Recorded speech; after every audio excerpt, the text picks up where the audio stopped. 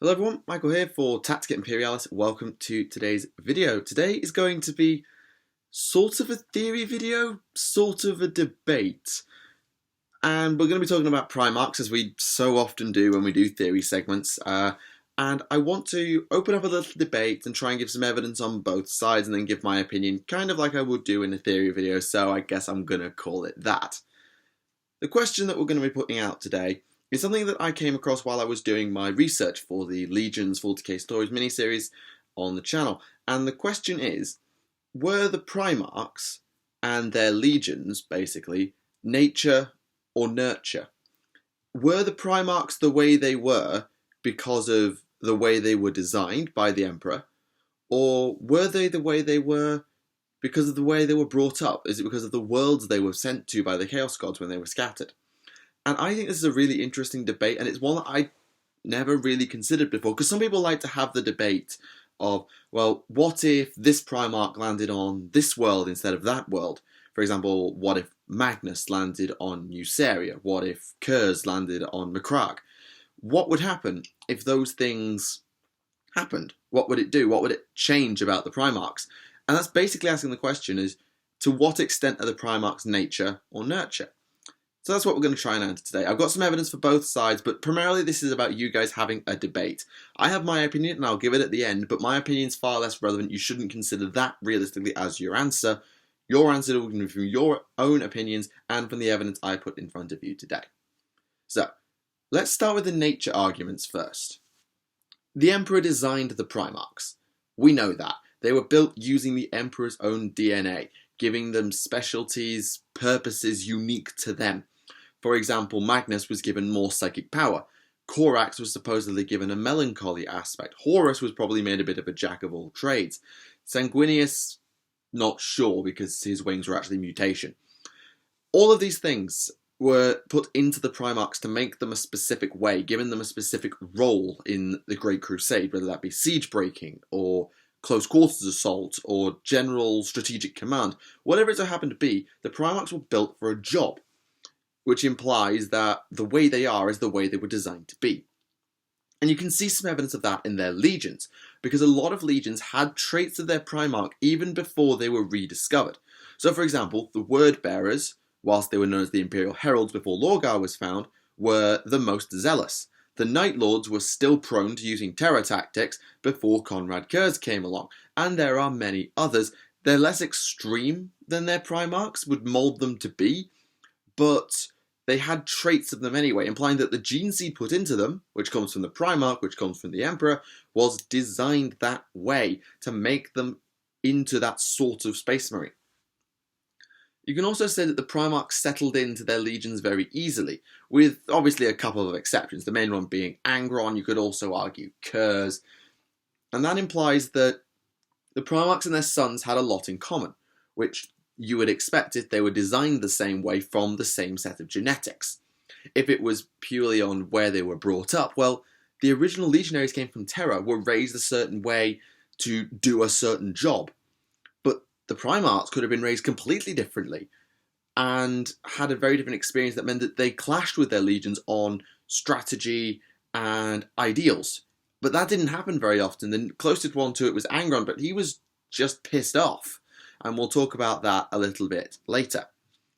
And you could also argue, this is a little spoiler for the book Master of Mankind. If you haven't read it, skip ahead a minute, although it kind of matters, so you might actually want to hear this.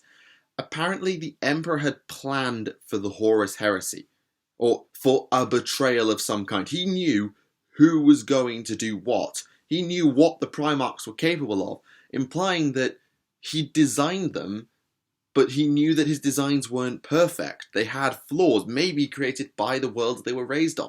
I think this is a nature argument, because it means that the Emperor knew it was going to happen, and so maybe made contingency plans, knew which gene seeds were probably the least stable, which ones were most likely to turn on him.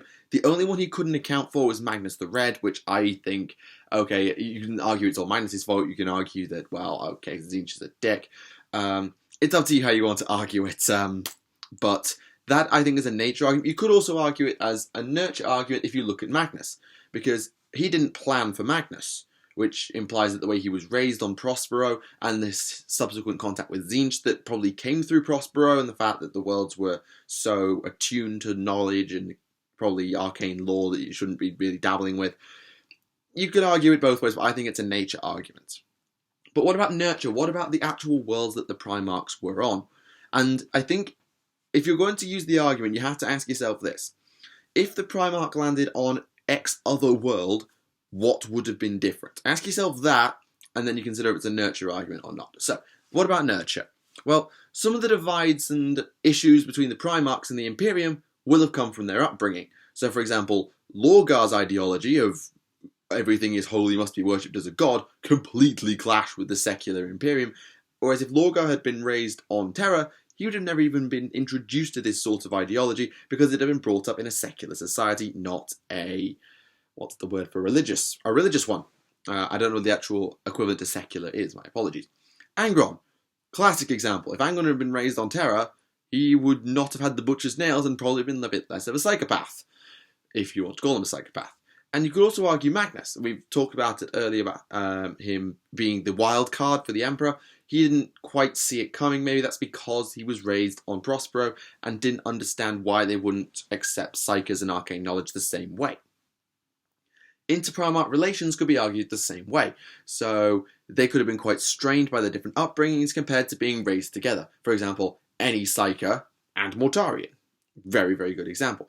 And you can probably talk about Nicaea probably happening because some Primarchs were raised to distrust Psykers or had bad experiences with them. For example, Russ, Mortarion, Dawn. Dawn is a really bad example because he's probably the nearest example to a Terran Primarch that there is. Although you could argue that's Horus because he spent the most time with the Nevermind dependent. But Mortarion is the example I use regarding Psykers. And I think going back to the upbringing, excuse me a second, sorry. If you come back to the whole inter-Primarch relation thing, well, Fulgrim and Manus got on like a house on fire because they had similar personality traits. It didn't matter where they came from.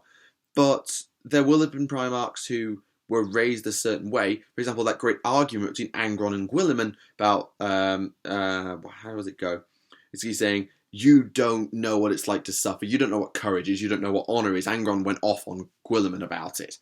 And that was a really interesting one. Maybe even Angron and Russ, if you want to do it that way. Now, there is some other evidence. I don't really know which side I want to put it on. So I'm just going to add it here, and you can decide where you think you need to put it. We got an answer to the Angron theory from Master of Mankind.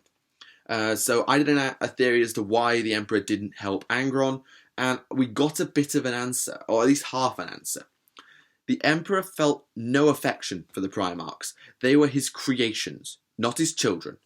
He apparently quoted Pinocchio or something like how a creation refers to its creator as a father, even though it's not, which is why he let the Primarchs call him dad or something like that. So he had no affection for them, apparently, which sort of explains maybe why he was not so willing to help Angron out. I don't know. But that could be seen as nature because, well, he knew what they were doing and he just was happy to let them do it because he didn't care. Or you could, I suppose it's probably more of a nature argument because, again, you come back to the whole creator argument. And then you have the worlds chosen by the Chaos Gods. They will have been pretty carefully picked. The Chaos Gods are not idiots most of the time. Tzeentch might be an idiot, but the Chaos Gods will not have just literally picked a world through like a roulette wheel or a giant space-time roulette wheel. They will have picked every single world carefully. I'm pretty sure of that, to make sure that the Primarchs were moulded in a certain way. I particularly see this with Magnus, and potentially with Angron as well, because Nuceria was picked to make Angron even more of a psychopath, and probably also with Lorgar and plenty of others, but a lot of them will have been chosen to make sure that the Primarchs were raised and brought around in a certain way. Now, I think that is obviously a nurture argument, but then it's also a nature argument, because if they've chosen the worlds to bring the Primarchs up a certain way, why pick worlds that are so intrinsically similar to the way to make the Primarchs the way that they would be with their legions? That implies that they know what the Primarchs need to do to integrate back with the Imperium so they can betray it, and it gets a little bit complicated. So I think it's a nurture argument, but you could also make it a nature argument, which is why I put it in the other section. And that's the evidence that I have to put in front of you. I've only rambled for about 10 minutes, but that is pretty much the evidence that I have. I think there's arguments both ways, and I think the main question you have to ask yourself, as I said earlier, is if the Primarchs landed on different worlds, let's say you just switch a couple of them around, what would have been different? Ask yourself that, and if you think there's a massive change, call it a nurture thing. If you don't, and you think that it'd been mostly the same, with maybe a couple of different tweaks from different customs, then it's probably a nature thing. For me, it's a nature thing. The way the Primarchs are is the way they were made to be. The worlds they landed on will have affected them in many ways, particularly in terms of their opinion on certain issues, i.e. psychers, or maybe in terms of methodology. But at their core, their skill set, their defining traits were, at least initially, the Emperor's creations. They were built that way by the Emperor to do that job. And that's why I think they are nature rather than nurture. Of course, that's just my opinion using the evidence that I found, and for me, answering that, if they swap worlds, what would change? I don't think that much. Obviously, if you put them on different worlds, what they have access to will change. So you put Magnus on Euceria, yes, there's less arcane knowledge there for him to research, but at the same time, he's not going to be a gladiator warrior, because if anyone comes near him, he'll just vaporize them. Angron on Prospero, okay, he might not be as mental, and he might actually be a bit more educated and a bit more of a useful strategist, but at the end of the day, he's still a close quarters monster, and always will be, because he's Angron. That's the way he was designed to be.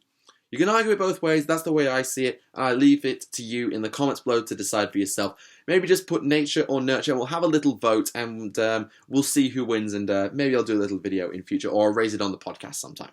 Anyway, thank you all for watching the video. I do hope you've enjoyed it. My name is Michael for Tactica Imperialis. I'll see you all again. Bye for now.